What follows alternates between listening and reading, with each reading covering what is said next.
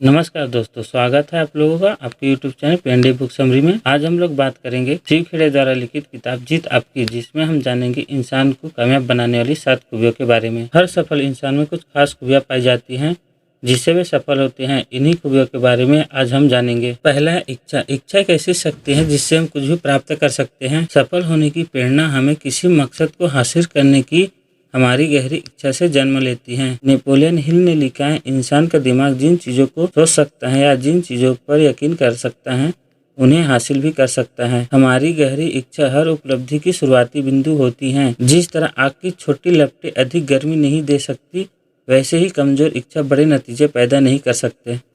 दूसरा है वचनबद्धता। सिर्फ सफल होने की कोशिश ना करें, बल्कि मूल आधारित जीवन जीने वाला मनुष्य बनने की कोशिश कीजिए। वचनबद्धता की इमारत ईमानदारी और समझदारी के खंभों पर टिकी होती है। इस बात को उस प्रबंधक ने बहुत अच्छी तरह से जाहिर किया था जिसने अपने स्टाफ के सदस्यों से कहा था, ईमानदारी का मतलब यह है कि पैसा का नुकसान होने पर भी अपना वचन निभाए, और बुद्धिमत्ता का अर्थ यह है कि ऐसा बेवकूफ़ी भरे वादे न करे। समृद्धि और सफलता हमारे विचार और फैसलों का नतीजा होता है। हमारे जीवन को कैसे विचार प्रभावित करेंगे, इसका फैसला हमें ही करना होता है। सफलता इत्तेफाक से नहीं मिलती, यह हमारे नजरिए का नतीजा होता है। हारने वाला सुरक्षा चाहते हैं, जबकि जीतने वाला अवसर तलाशते हैं। हारने वाले को मौत से अधिक जिंदगी से डर लगता है। हमें याद रखना चाहिए कि असफल हो जाना कोई अपराध नहीं है, पर कोशिश न करना यकीनन अपराध है।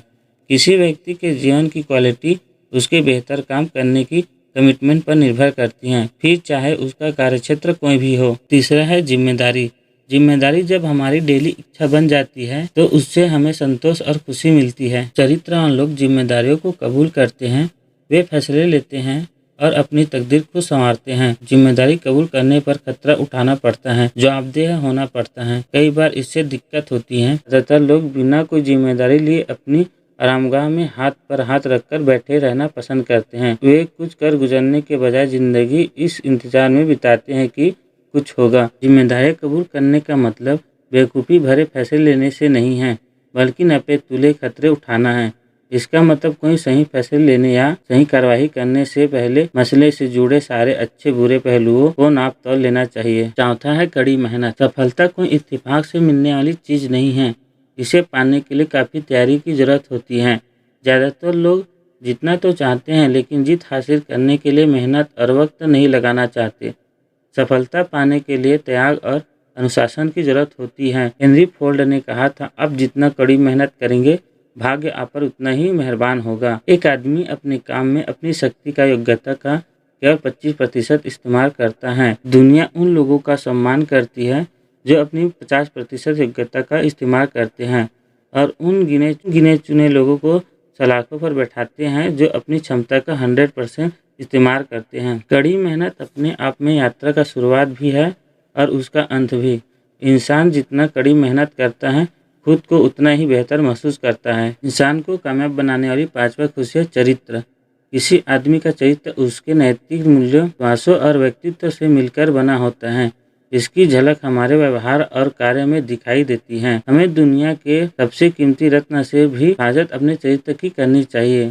चार्ल्स वाशिंगटन का कहना है, मुझे उम्मीद है कि मेरे पास उस चीज़ को कायम रखने लायक दृढ़ता और सद्गुण हमेशा बने रहेंगे जिसे मैं सभी उपाधियों से अधिक मानता हूँ, और वह चीज़ एक है ईमानदारी आदमी का चरित्र। सफलता की राह में कई बाधाएं होती हैं, इससे बचने के लिए चरित्र और कड़ी मेहनत की जरूरत होती है। आलोचक वह होता है जो दाम तो हर चीज का जानता है, लेकिन उन चीजों का महत्व नहीं। छठवां, अपने काम में गर्व महसूस करे। आप सभी ने तो यह जरूर सुना होगा कि इसका काम ही अच्छा है मेरे काम से।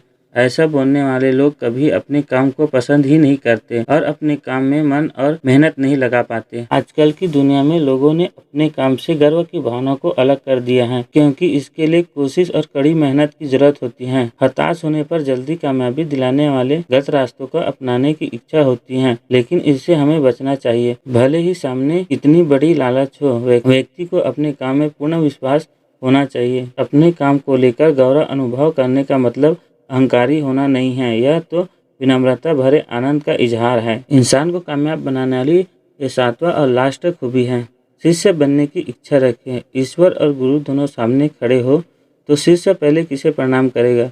भारतीय परंपरा के अनुसार वह पहले गुरु को प्रणाम करेगा, क्योंकि उसकी सहायता और मार्गदर्शन के बिना वह ईश्वर को प्राप्त नहीं कर सकता। सलाहकार या गुरु ऐसा इंसान होता है जिसके बीते कल का तजुर्बा हमारे आने वाले कल को संवार सकता है। किसी सलाहकार को सावधानी से चुनिए। अच्छा सलाहकार हमको रास्ता और दिशा दिखाएगा, जबकि बुरा सलाहकार हमको भटकाएगा। अपने सलाहकार को सम्मान दीजिए। अच्छे गुरु हमारी प्यास बुझाते नहीं, बल्कि प्यास को जगाते हैं। वे हमको हर राह पर आगे बढ़ाते हैं, जिस पर चलकर सवालों के जवाब हासिल होते हैं। अगर आपको यह वीडियो पसंद आया होगा तो वीडियो को लाइक कीजिएगा और चैनल को सब्सक्राइब कीजिएगा।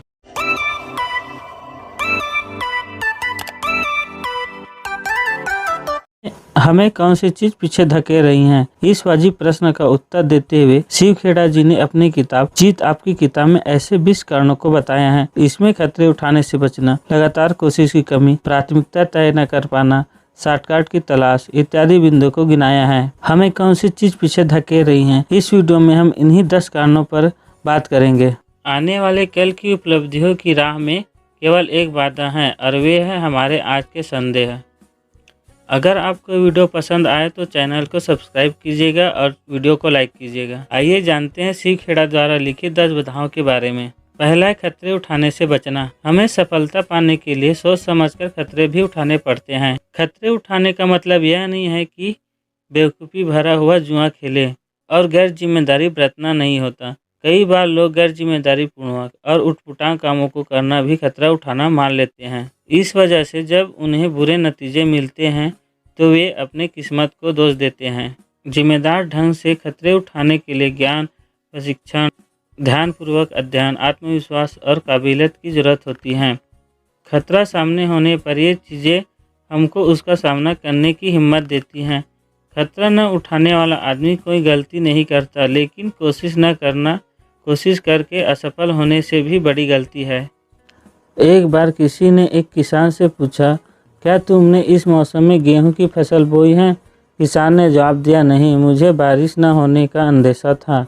उस आदमी ने पूछा, क्या तुमने मक्के की फसल बोई है? किसान ने जवाब दिया, नहीं, मुझे डर था कि कीड़े मकोड़े खा लेंगे। तब उस आदमी ने पूछा, आखिरकार तुमने बोया क्या है? किसान ने जवाब दिया, कुछ नहीं, मैं कोई खतरा नहीं उठाना चाहता। अगर किसान थोड़ा सा खतरा उठाना चाहता तो कुछ न कुछ उसे फायदा जरूर हो जाता। शिव खेड़ा द्वारा लिखे दूसरा बिंदु, लगातार कोशिश की कमी। जब हमें मुश्किलों पर काबू पाना नामुमकिन लगता है तो हम उससे भागना सबसे आसान तरीका मानते हैं। यह बात हर शादी, नौकरी और रिश्ते पर लागू होता है। जब भी हमें कहीं समस्या का सामना करना पड़ता है तो हम उस समस्या का हल निकालने के बजाय उससे हम दूर चले जाते हैं। समस्या का हल निकालने के लिए कोशिश भी नहीं करते। जीतने वाले लोग चोट भले ही खाए पर मैदान कभी नहीं छोड़ते। हम सबको ज़िंदगी में ठोकर लगती हैं, लेकिन इसका मतलब यह नहीं है कि हम असफल हैं। हमें कोशिश लगातार करनी चाहिए। कोई आदमी इसलिए हीरो नहीं होता कि वह किसी से ज़्यादा बहादुर है, बल्कि इसलिए होता है क्योंकि वह अपनी बहादुरी दूसरों की तुलना में 10 मिनट ज़्यादा बहादुरी दिखाता है। तीसरा है इच्छा फौरन पूरी करने की चाह। हम में से बहुत लोग ऐसे हैं जो रातों रात लाखों करोड़ों कमाना चाहते हैं। इस वजह से आजकल लॉटरी का धंधा काफ़ी फल फूल रहा है। हम इस दौर में जी रहे हैं जहां इच्छाएं झटपट पूरी करने के लिए सोचते हैं। आजकल हमको जगाने से लेकर सुलाने तक के लिए यानी हर काम के लिए एक गोली मौजूद है। लोग जो हैं एक गोली खाकर अपनी दिक्कतों से छुटकारा पाना चाहते हैं। इसी तरह लोग करोड़पति बनने के लिए लोग अपनी ईमानदारी का गला घोटकर शॉर्टकट अपनाने से नहीं हिचकते हैं। इच्छा फौरन पूरी करने की चाह रखने वाले उसके नतीजों के बारे में नहीं सोचते। आज की पीढ़ी अच्छी खुराक उसे मानती है जिसके खाने से वजन 5 पाउंड घट जाए। अगर आप कल के बारे में सोचने के बजाय केवल आज के बारे में सोचते हैं तो यह दूरदर्शी नहीं है। सीमित सोच के सहारे आप कोई सार्थक लक्ष्य को प्राप्त नहीं कर सकते। चौथा है शॉर्टकट की तलाश। एक राजा ने अपने सलाहकार को बुलाकर उससे बीते इतिहास की सारी समझदारी भरी बातें लिखने के लिए कहा ताकि वह उन्हें आने वाली पीढ़ियों तक पहुंचा सके। उन्होंने काफ़ी मेहनत करके समझदारी भरी बातों पर कई किताबें लिखी। और उन्हें राजा के सामने पेश किया। राजा को वे किताब भारी भरकम लगी तो राजा ने अपने सलाहकारों से कहा कि लोग इन्हें पढ़ नहीं पाएंगे, इसलिए इन्हें छोटा करो। सलाहकारों ने फिर काम किया और केवल एक किताब लेकर आए। राजा को वह भी काफ़ी मुश्किल लगी। सलाहकारों ने और छोटा किया। इस बार वह एक अध्याय लेकर आए। राजा को वह किताब भी भारी लंबा लगा। तब सलाहकारों ने उसे और छोटा कर केवल एक पन्ने पेश किया, लेकिन राजा को एक पन्ना भी लंबा लगा। आखिरकार वे राजा के पास केवल एक वाक्य लेकर आए और राजा उससे संतुष्ट हो गए। राजा ने कहा कि अगर उसे आने वाली पीढ़ियों तक समझदारी का केवल एक वाक्य पहुंचाना हो तो वह यह वाक्य होगा, भोजन मुफ्त में नहीं मिलती। भोजन मुफ्त में नहीं मिलता का मतलब दरअसल यह है कि हम कुछ किए बिना कुछ पा भी नहीं सकते। दूसरे शब्दों में कहें तो हम जो लगाते हैं वही पाते हैं। अगर हमने किसी योजना में ज़्यादा लागत नहीं लगाई है तो हमको ज़्यादा फायदा भी नहीं होगा। बेशक हर समाज में ऐसे मुफ्तखोर भी होते हैं जो कुछ किए बिना भी पाने की उम्मीद लगाए रहते हैं। आसान रास्ता काफ़ी मुश्किल रास्ता साबित हो सकता है। एक बार एक लार का चिड़िया जंगल में गाना गा रही थी। तभी एक किसान उसके पास से कीड़ों से भरा एक संदूक लेकर गुजरा। लार का चिड़िया ने उसे रोककर पूछा, तुम्हारे संदूक में क्या है और तुम कहाँ जा रहे हो? किसान ने जवाब दिया, उस संदूक में कीड़े हैं। वह बाजार से उन कीड़ों के बदले पंख खरीदने जा रहा है। लार्क ने कहा, पंख तो मेरे पास भी हैं, मैं अपना एक पंख तोड़कर तुम्हें दे दूंगी, इससे मुझे कीड़े नहीं तलाशने पड़ेंगे। किसान ने लार्क को कीड़े दे दिए और लार्क ने बदले में अपना एक पंख तोड़कर दे दिया। उसके बाद रोज़ यही सिलसिला चलता रहा और एक ऐसा दिन भी आया जब लार्क के पास देने के लिए कोई पंख ही नहीं बचा। वह उड़कर कीड़े तलाशने लायक नहीं रह गई। वह भद्दी दिखाई देने लगी और उसने गाना छोड़ दिया। जल्दी ही वह मर गई। यही बात हमारी ज़िंदगी के लिए भी सच है। कई बार हमें जो रास्ता आसान लगता है वही बाद में मुश्किल साबित होता है। इस कहानी का संदेश बहुत ही साफ है। लार्क को जो भोजन हासिल करने का आसान तरीका लगा था वह मुश्किल और नुकसानदायक तरीका साबित हुआ। पांचवा है स्वार्थ और लालच। स्वार्थी नज़रिया रखने वाले लोग और संगठनों को पनपने का कोई हक नहीं। वे दूसरों के हितों की परवाह किए बिना आगे बढ़ने की सोच रखते हैं। लालची आदमी और अधिक पाने की चाह रखता है। ज़रूरतें पूरी की जा सकती हैं पर लालच नहीं। लालच रिश्तों को नष्ट कर देता है। लालच आत्मसम्मान की कमी से पैदा होता है। एक लालची किसान से कहा गया कि वह दिन में जितनी ज़मीन पर चलेगा वह उसकी हो जाएगी, बशर्ते वह सूरज डूबने तक। शुरू करने की जगह पर वह लौट आया। ज़्यादा से ज़्यादा ज़मीन पाने के लिए वह किसान दूसरे दिन सूरज निकलने से पहले ही निकल पड़ा। वह काफ़ी तेज़ी से चल रहा था। थकने के बावजूद वह सारी दोपहर चलता रहा, क्योंकि वह ज़िंदगी में मिली दौलत कमाने के लिए हासिल हुए इस मौके को गंवाना नहीं चाहता था। दिन ढलते वक्त उसे वह शर्त याद आई कि उसे सूरज डूबने से पहले शुरुआत की जगह पर पहुंचना है। अपनी लालच की वजह से वह उस जगह से काफ़ी दूर निकल आया था। वह वापस लौट पड़ा। सूरज डूबने का वक्त करीब आता जा रहा था। वह उतनी ही तेज़ी से दौड़ता जा रहा था। वह बुरी तरह थक कर हाँफने लगा। फिर भी वह किसान बर्दाश्त से अधिक तेज़ी से दौड़ता रहा। नतीजा यह हुआ कि वह सूरज डूबते डूबते वह शुरुआती वाली जगह पर पहुंच तो गया, पर उसका दम निकल गया और वह भगवान को प्यारा हो गया। उसको दफना दिया गया और उसे दफन करने के लिए ज़मीन के बस एक छोटे से टुकड़े ही ज़रूरत पड़ी। इस कहानी में काफ़ी सच्चाई और सबक छिपी है।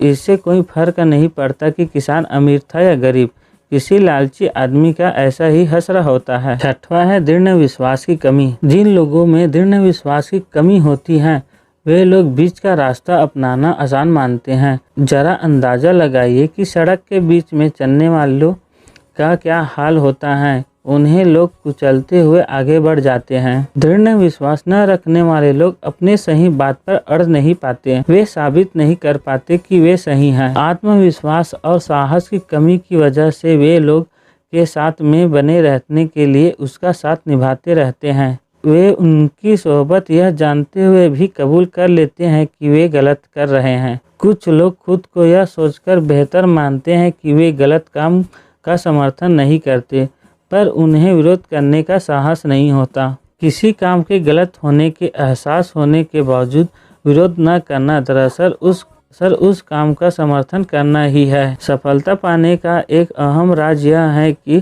किसी बात के विरोध में रहने के बजाय किसी सही बात के लिए समर्थन में रहो। इस तरह हम समस्या के नहीं बल्कि समाधान का हिस्सा बन जाते हैं।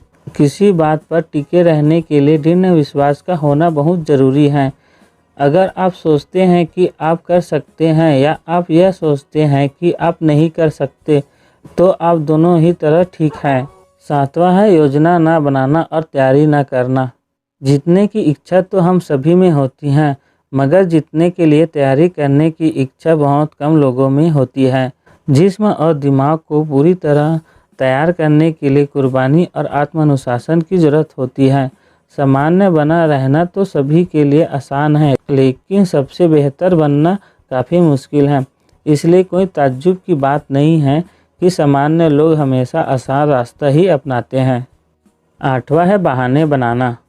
जीवन में जो लोग जीतने वाले होते हैं वे लोग बारीकी से जांच परख करते हैं, लेकिन कभी भी बहाने नहीं बनाते। बहाने बनाना हारने वालों की आदत होती है। हारने वालों के पास अपनी नाकामयाबी की वजह बताने वाले बहानों की पूरी किताब होती है। उन लोगों के बहाने कुछ इस तरह से होते हैं: मैं बदनसीब था, मेरे सितारे खराब हैं, मैं लाचार हूँ, मुझे चतुराई नहीं आती, मैं शिक्षित नहीं हूँ। ऐसे बहानों की लिस्ट बढ़ती ही जाती है। किसी आदमी का सफल होना इन दो बातों पर निर्भर होता है, वजह और नतीजे। वजह वह होता है, वजह पर कोई ध्यान नहीं देता, पर नतीजे मायने रखते हैं। 9वां है पिछली गलतियों से सीख न लेना। हेनरी सी लिंग का कहना है, एक इंसान संकोच करता है हीन भावना की वजह से और दूसरा गलतियां करने के लिए संकोच नहीं करता हीन भावना की ही वजह से। इतिहास से सबक न लेने वाले लोग नष्ट हो जाते हैं। अगर हमारा नज़रिया सही हो तो हम अपनी गलतियों से सीखते हैं। असफलता सफ़र का अंत नहीं, महज भटकाव होती है। यह देर की वजह बन सकती है, हार की नहीं। सच बात यह है कि हमें अपनी गलतियों से तजुर्बा हासिल होता है। कुछ लोग सीखते हुए जीते हैं और कुछ लोग केवल जीते हैं। अक्लमंद लोग अपनी गलतियों से सीखते हैं, अधिक अक्लमंद दूसरों की गलतियों से भी सीखते हैं। सी खेड़ा द्वारा लिखित 10वां बिंदु अवसर को न पहचान पाना है। अवसर बाधाओं का रूप लेकर भी आ सकता है, इसलिए बहुत सारे लोग इसे पहचान नहीं पाते। याद रखिए, बाधा जितनी बड़ी होगी अवसर भी उतना बड़ा होगा। आपको वीडियो पसंद आए तो वीडियो को लाइक करें। इसी तरह के वीडियो पाने के लिए चैनल को सब्सक्राइब करें। हेलो दोस्तों, आज मैं फिर आ गया हूं आप लोगों के लिए एक समरी लेकर के, जिसमें हम जानेंगे कि प्रेरणा क्या है, प्रेरणा हमें कैसे सफल बनाती है और हमें प्रेरणा क्यों लेनी चाहिए। सी खेड़ा जी ने अपनी किताब जीत आपकी में प्रेरणा के बारे में अच्छी तरह से बताया है कि सबसे शक्तिशाली प्रेरणा हमारे अपने विश्वास से जन्म लेती है। किसी काम के लिए पहल करने के लिए जरूरी होता है कि हम जो काम करने जा रहे हैं उसमें यकीन रखें और अपने जीवन में उसकी जिम्मेदारी स्वीकार करें।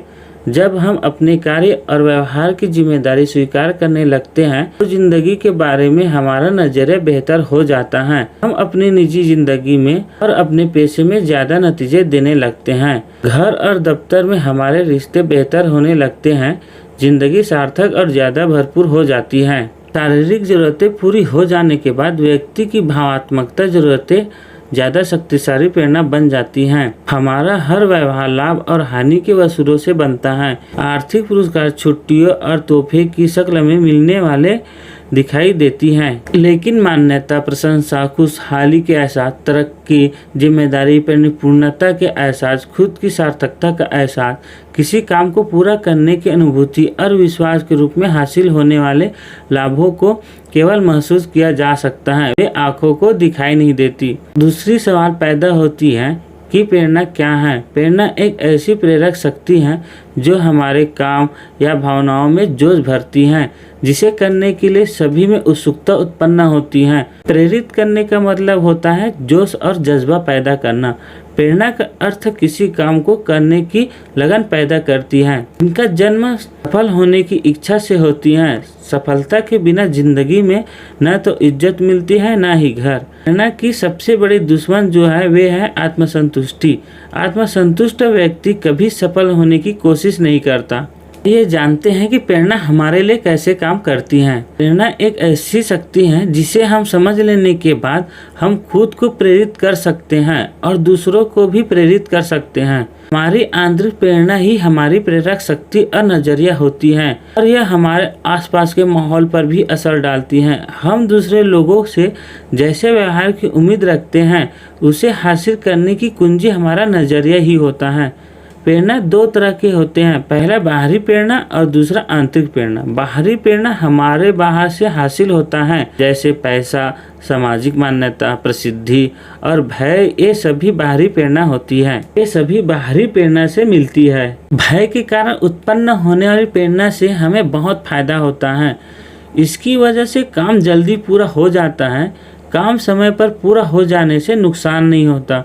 थोड़े समय के लिए इंसान की काम करने की शक्ति जो है बढ़ जाती है। पिरामिडों को गुलामों ने बनाया था, उनकी लगातार निगरानी की जाती थी और काम न करने पर सजा दी जाती थी, जिसकी वजह से पिरामिड बन पाया। दूसरा है आंतरिक प्रेरणा। आत्मसम्मान, उपलब्धि के एहसास, जिम्मेदारी और विश्वास जैसे आंतरिक प्रेरणाएं व्यक्ति के अंदर से आती हैं।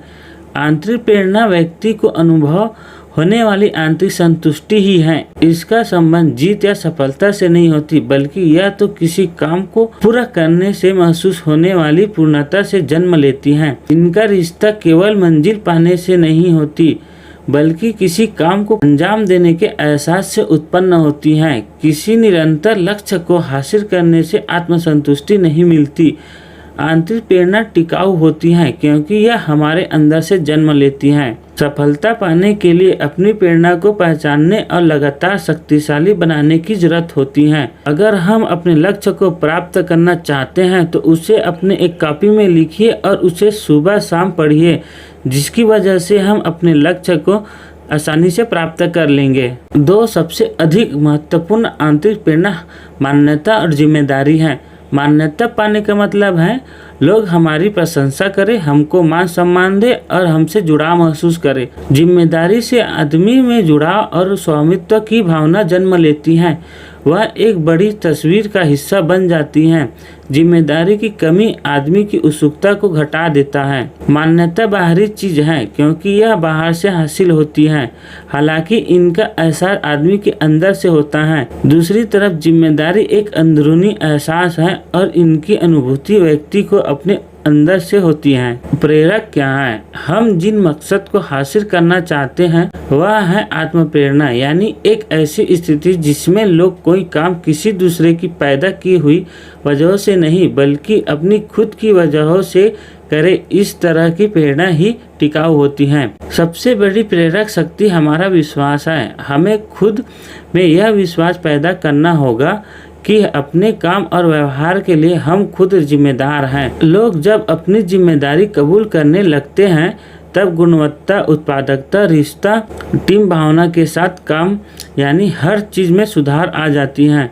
दूसरों को प्रेरित करने के कुछ आसान से तरीके: सभी को मान्यता दे, सभी की इज्जत करे, अपने काम करने के तरीके को दिलचस्प बनाएं, लक्ष्य तय करने के लिए प्रोत्साहित करें, विकास के अवसर मुहैया कराएं, काम की प्रशिक्षण दे, चुनौती पेश करें। अगर आप इसी तरह के वीडियो देखना चाहते हैं तो हमारे चैनल को सब्सक्राइब करें। हमें प्रोत्साहित करने के लिए वीडियो को एक लाइक करें। नमस्कार दोस्तों, स्वागत है आप लोगों का हमारे यूट्यूब चैनल पेंडी बुक समरी में। इस वीडियो में हम जानेंगे उच्च दर्जे के आत्मसम्मान और घटिया किस्म के आत्मसम्मान। ये हमें चुनना होगा कि हम किस आत्मसम्मान के साथ आगे बढ़े। आत्मसम्मान खुद अपने बारे में हमारी सोच है। अगर इंसान का अपने प्रति उच्च दर्जे का आत्मसम्मान है तो उसकी ज़िंदगी खुशहाल, संतुष्ट और मकसदों से भरी पड़ी होती है। तो वहीं आत्मसम्मान का न होना या निचले दर्जे का आत्मसम्मान होने से इंसान दुखी, असंतुष्ट और मकसद से भटक जाते हैं। ऊंचे दर्जे का आत्मसम्मान जहां हमारे मन में दृढ़ विश्वास पैदा करता है और हमारा नजरिया आशावादी बनाता है, तो वहीं घटिया दर्जे का आत्मसम्मान हमें भाग्यवादी, ईर्ष्यालु, नकारात्मक और आत्मकेंद्रित बनाता है। अगर इंसान अपने जीवन में ऊंचा आत्मसम्मान विकसित करना चाहता है तो उसे अपने कमियों को खूबियों में बदलनी चाहिए। तारीफ लेना और तारीफ करना सीखे। अपने जिम्मेदारी कबूल करना होगा, अनुशासन का पालन करना होगा। कोई आदमी अपने बारे में जैसा सोचता है उसी से उसकी तकदीर तय होता है या उसके भाग्य के बारे में संकेत मिलता है। आत्मसम्मान और कुछ नहीं बल्कि खुद अपने बारे में हमारी सोच होती है। अपने बारे में हमारी जो राय होती है उससे हमारी काम करने की शक्ति, रिश्तों, माँ बाप के रूप में हमारी भूमिका, जिंदगी में हमारी उपलब्धियां यानी हर चीज पर काफी गहरा असर पड़ता है। हमारा आत्मसम्मान जैसा होगा वैसे ही हमारी जिंदगी होगी। ऊंचे दर्जे के आत्मसम्मान से जिंदगी खुशहाल, संतुष्ट और मकसदों से हमारी ज़िंदगी भरी पड़ी रहती है। अगर हम अपने आप को मूल्यवान नहीं मानेंगे तब तक हमारी ज़िंदगी में कभी भी ऊंचे दर्जे का स्वाभिमान पैदा नहीं होगा। आत्मसम्मान की ही वजह से हम आत्मप्रेरित होते हैं। इतिहास में बहुत ऐसे महान नेताओं और शिक्षकों का जिक्र होता है और सभी का मानना था कि सफल होने के लिए इंसान को आत्मप्रेरित होना जरूरी होता है। हम जो अपने बारे में सोचते हैं उसे हम दूसरे लोगों को जाने अनजाने में बता देते हैं और वह हमारे साथ उसी तरीके से पेश आता है। आप सभी ने यह जरूर महसूस या देखा होगा, अगर हम सभी ने अच्छे तरीके से मिलते हैं, बात करते हैं या उसका सम्मान करते हैं तो वह भी हमारे साथ अच्छे तरीके से पेश आते हैं।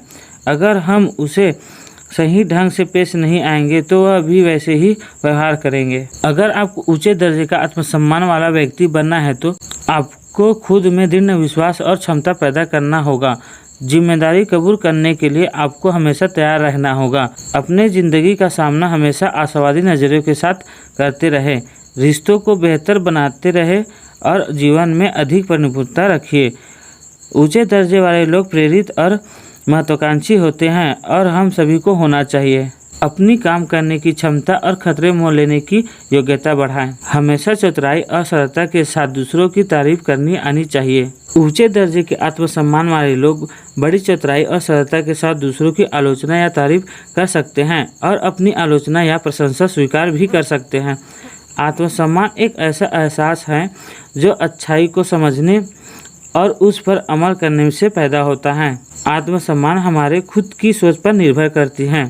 एक किसान ने अपने खेतों में लौकी बोई। उसने बिना कुछ सोचे समझे एक छोटी सी लौकी को बेल समेत एक शीशे के जार में रख दिया। फसल काटने के समय उसने देखा कि जार में रखी लौकी केवल उतनी ही बड़ी हो सकी जितना बड़ा जार था। जिस तरह लौकी उसे रोकने वाली हदों से अधिक नहीं बढ़ सकी, उसी तरह हम भी अपनी सोच के दायरे से आगे नहीं बढ़ सकते। ऊंचे दर्जे के आत्मसम्मान लोगों की भावनाओं और उसकी उत्पादकता के बीच सीधी रिश्ता होता है। ऊंचे दर्जे के आत्मसम्मान का इजहार अपने आप को दूसरों को तथा कानून, माँ बाप और देश को दी जाने वाली इज्जत से होती है। ऊंचे दर्जे का आत्मसम्मान हमारा दृढ़ विश्वास पैदा करता है, जिम्मेदारी कबूल करने की इच्छा पैदा करती है, आशावादी नजरिया बनाता है, रिश्ता बेहतर बनाता है और जिंदगी में परिपूर्णता लाता है। व्यक्ति को खुद से प्रेरित और महत्वाकांक्षी बनाता है। आदमी की सोच में नए अवसरों और चुनौतियों को कबूल करने के लिए खुलापन लाता है, कार्य करने की क्षमता और खतरे मोल लेने की योग्यता बढ़ाता है। घटिया किस्म का आत्मसम्मान। हम घटिया किस्म के आत्मसम्मान वाले लोगों को कैसे पहचानेंगे? ऐसे लोग कैसे व्यवहार करते हैं? अक्सर घटिया किस्म के आत्मसम्मान वाले लोग गप्पेबाज होते हैं। दूसरों की आलोचना करना उसका स्वभाव होता है। वे दूसरों का आलोचना जो इस तरह से करते हैं कि प्रतियोगिता चल रही हो। घटिया किस्म के आत्मसम्मान वाले लोग घमंडी और अहंकारी होते हैं। ऐसे लोग सब कुछ जानने का दिखावा करते हैं। वे लगातार बहाने बनाते रहते हैं और अपनी नाकामयाबी को स्वाभाविक साबित करने की कोशिश करते हैं। घटिया किस्म के आत्मसम्मान वाले लोग कभी भी वह अपनी जिम्मेदारी कबूल नहीं करते, हमेशा दूसरों पर इल्जाम लगाते रहते हैं। उनके कोई सच्चे दोस्त नहीं होते क्योंकि वे किसी के साथ सच्चे मन से पेश नहीं आते। ऊंचे दर्जे के आत्मसम्मान और घटिया किस्म के आत्मसम्मान लोगों में क्या फ़र्क होता है, आइए देखते हैं। अक्सर देखने को मिलता है कि ऊंचे दर्जे के आत्मसम्मान वाले लोग दूसरों की परवाह करते हैं और घटिया किस्म के आत्मसम्मान वाले लोग बार बार दूसरों की आलोचना करने से नहीं चूकते। ऊंचे दर्जे के आत्मसम्मान वाले लोगों में दृढ़ विश्वास से भरा साहस होता है और उसी तरफ घटिया किस्म के आत्मसम्मान वाले लोगों में दृढ़ विश्वास और साहस का अभाव होता है। ऊंचे दर्जे के आत्मसम्मान वाले लोग जिम्मेदारी कबूल करते हैं और घटिया किस्म के आत्मसम्मान वाले लोग पूरी दुनिया पर इल्जाम लगाते हैं। हम अपने बारे में जिस तरीके से सोचते हैं वही हमारा आत्मसम्मान है और हमारे मन में खुद को जैसे देखते हैं वही हमारे आत्मछवि है। हम जब खुद के बारे में अच्छा महसूस करते हैं तो पूरी दुनिया अच्छी लगने लगती है, हमारा कार्य क्षमता बढ़ जाती है और हमारा रिश्ता भी बेहतर हो जाता है। अगर आपको यह वीडियो पसंद आया होगा तो वीडियो को लाइक करें। अगर आप आगे भी इसी तरह का वीडियो देखना चाहते हैं तो चैनल को सब्सक्राइब करें।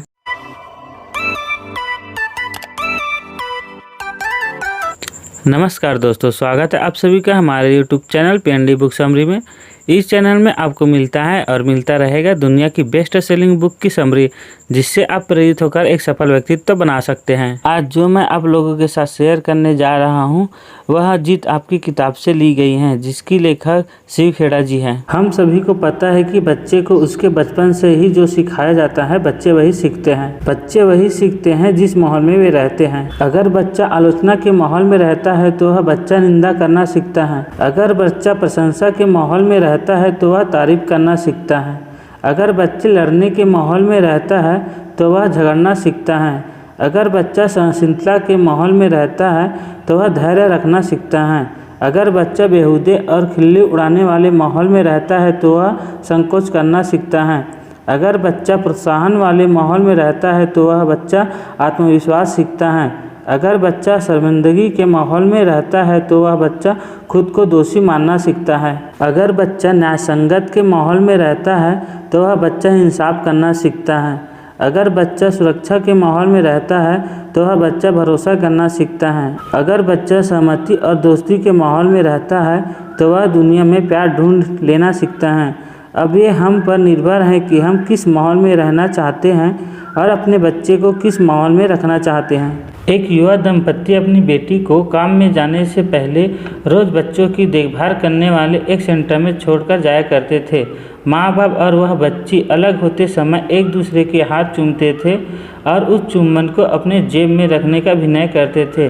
दिन में जब वह बच्ची अकेली होती थी तो जेब से वह चुम्बन को निकालकर अपने गाल पर लगा लिया करती थी। रोज़मर्रा की यह छोटी सी बात उनमें शारीरिक रूप से अलग होने के बावजूद साथ रहने का एहसास पैदा करती थी। हम कुछ लोगों को अपना आदर्श मानकर उससे शिक्षा ले सकते हैं। जिन बच्चों को अपने शुरुआती सालों में सत्यनिष्ठा का पाठ पढ़ाया जाता है, अधिक बच्चे उसे कभी नहीं भूलते, वह उनकी ज़िंदगी का हिस्सा बन जाता है। अगर आपको यह वीडियो पसंद आया तो वीडियो को लाइक कीजिएगा और चैनल को सब्सक्राइब करिएगा।